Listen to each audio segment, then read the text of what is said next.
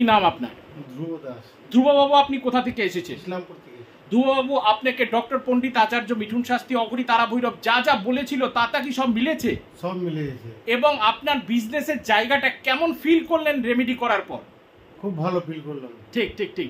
আপনার সাথে আজকে ছেলেরা রয়েছে, বউ রয়েছে, অর্পণ রয়েছে। মহুয়া, কেমন লাগলো আজকে সমস্ত কিছু ঘটনাকে ডিটেলস আলোচনা করবার পর? আজকে তো আমি অবাকই হয়ে গেলাম গুরুজি, আপনি যা যা বললেন না সব কিছু মিলে গেছে। ঠিক ঠিক ঠিক ঠিক।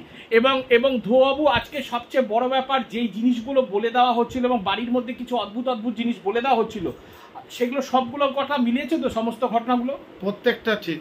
ঠিক ঠিক ঠিক। এবং আজকে একটা ম্যাজিক্যাল ঘটনা আমি মানে অর্পণকেই বলবো। অর্পণকে বলা হয়েছিল 90 দিনের মধ্যে একটা চোট লাগবে এবং ছোট্ট আকারে একটা রক্তপাতের ব্যাপার মতো হবে। অলরেডি হাতে হয়েছে একদম 90 দিনের মধ্যেই তো?